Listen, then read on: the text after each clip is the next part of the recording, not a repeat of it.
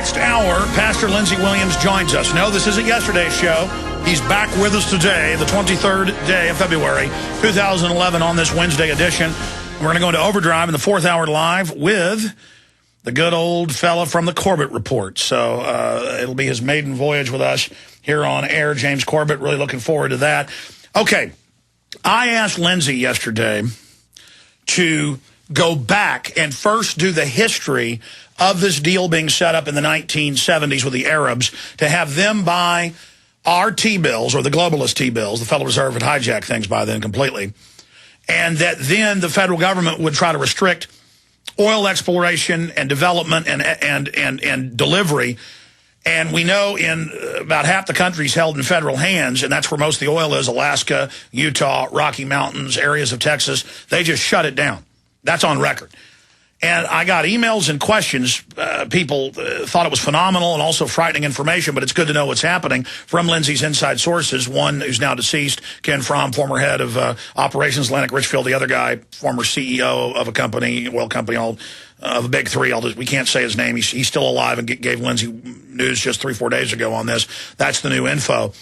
And how they're going to double-cross the Arabs. And I got emails saying, how is that a double-cross? Well, if you make a behind-the-scenes deal back with Henry Kissinger in the 70s, that we're going to stop the Americans from getting the oil, so we need it from you, but then you've got to invest it with us. See, if they let free market companies go in, they couldn't do a sweetheart deal and order those companies to buy nothing but T-bills. But by going to dictatorships run by corrupt people like Hosni Mubarak, run by corrupt people, like in Saudi Arabia, the royal family, Bahrain, the list goes on and on, Yemen.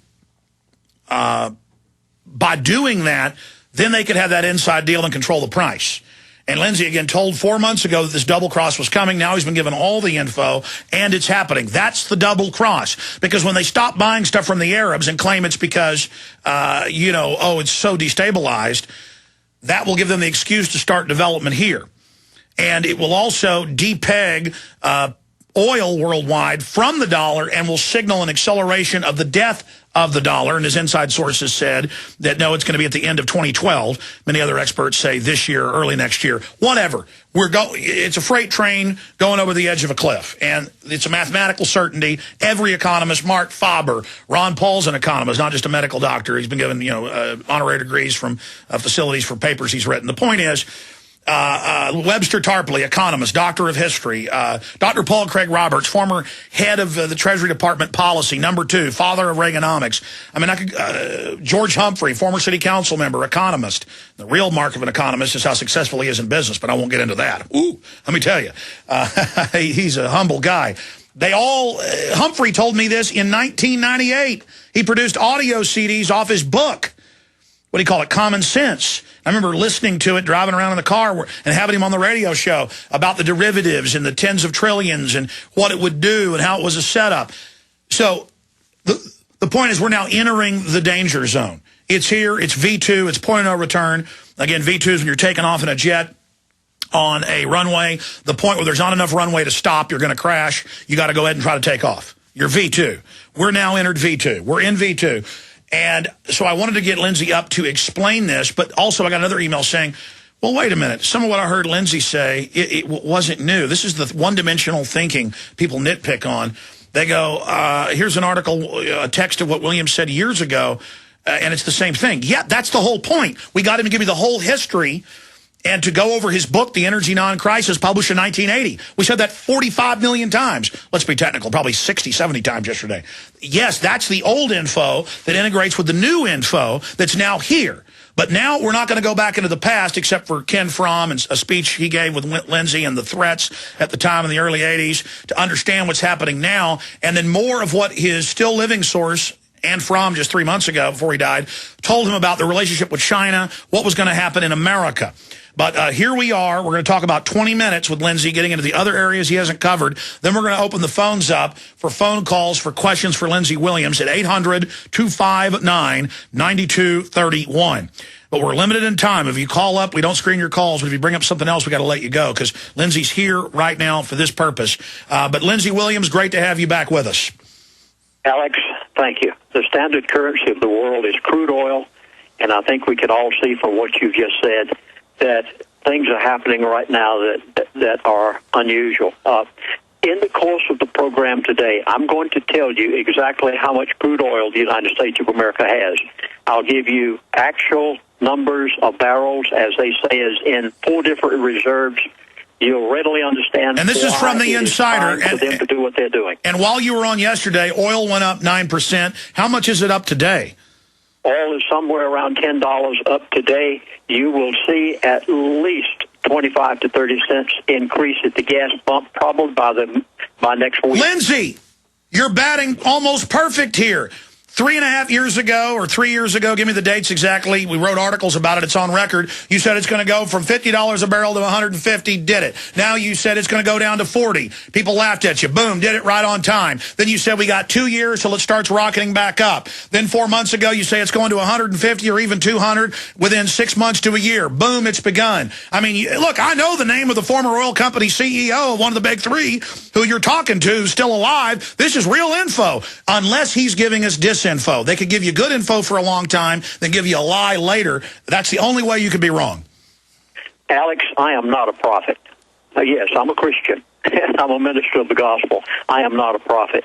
It was by the providence of God that I met these people years ago, gained their confidence. 2 of them have kept in touch with me over the past 35 years, and everything that you have just mentioned that I have told was told to me by one of these whom I call the elite of the world.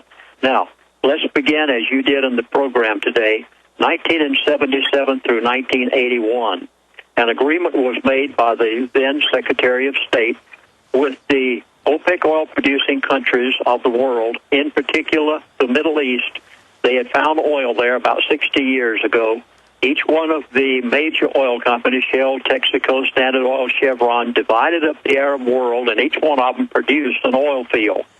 Then, of course, they became the elite, the ones that had the most and doing the most. Then Henry Kissinger comes along as Secretary of State, goes to those countries that had been produced by the major oil companies. Read the book The Three Sisters if you'd like background on all of this. And he said, I want to cut you a deal. We will be glad to buy your oil and not produce American oil. This is so important, what you've just said. This is the key to the whole thing. We will not produce America's oil fields. They know it's there. I'm going to tell you how much is there later in the program. But they said, we will not produce America's oil fields. We will buy oil from you if you will take a certain portion of everything that we buy oil from you with and buy our T-bills, our Federal Reserve issues. Can you see at this point, everybody out there in the listening audience, I beg of you, realize that the crisis of money and the financial situation and the depression that we're in right now, or recession as they call it, every bit of this was in the works and planned way back in the 70s. They knew about it even in the 60s, what they were going to do. And you wrote about it 31 years ago, but, no, excuse me, you wrote about it 1971. Man, time flies. That's almost 40 years ago. And so looking at this, Lindsey, because we've already covered that yesterday, just explain to people how that's a double cross. Some of them don't understand what you just said, even though it's as plain as a barn door. Now, the crisis that took place in Egypt, they predicted it to me, and I gave it on your show. Alex, please tell the audience, I gave this on your show back 4 months ago. I was told that within 4 to 5 months, there would be a major crisis in the Middle East. I announced it on your show, and it took place in Egypt, was the beginning of it. Alex, do you remember me saying that? Yes, I do. But Lindsey, just quantify it for folks that haven't read your book, because I guess, it is complex. Explain how it's a double cross. I mean, if they stop buying the Arabs' oil and develop it here, that's going to totally send the Middle East, who's on welfare, into a tailspin because they've had the oil money to produce a giant population, but they can't grow their own food. True. Now, what they did was they created this crisis, and it's going to spread all over the Middle East. Gaddafi right now is saying that Libya, if he's ousted, that he will destroy all the oil fields in Libya before he leaves. 1.6 million barrels a day that goes to Europe. You know what this is going to do to the price of crude oil? This is spreading. It was Egypt. Now it's Libya. It'll go right on to every one of the Middle East oil-producing countries, Jordan, Tunisia, Turkey, Saudi Arabia, every single one of them, Yemen. They're all going to see riots, and this will bring about or will precipitate the production of oil in the Middle East will cease as we know it today. Now, this is very important because at this point, can you imagine what will happen to the price of oil when Saudi Arabia says we can no longer supply to the United States of America because we have riots and civil unrest in our country?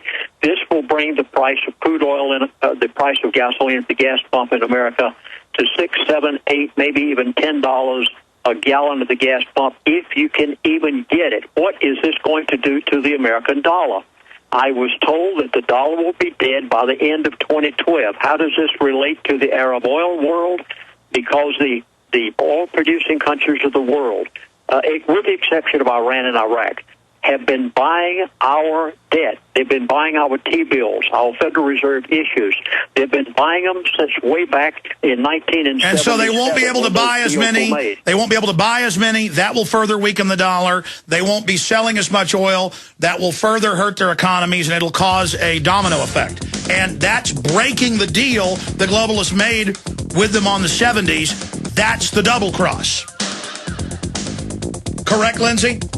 That is correct. And when they can't produce over there, and in America we have financial problems to the point that the Federal Reserve T-bill, tell you what, Lindsey, stay there. Let's accelerate to the rise of China and what you were told on that and how it integrates into the U.S., their plans for us. Stay with us.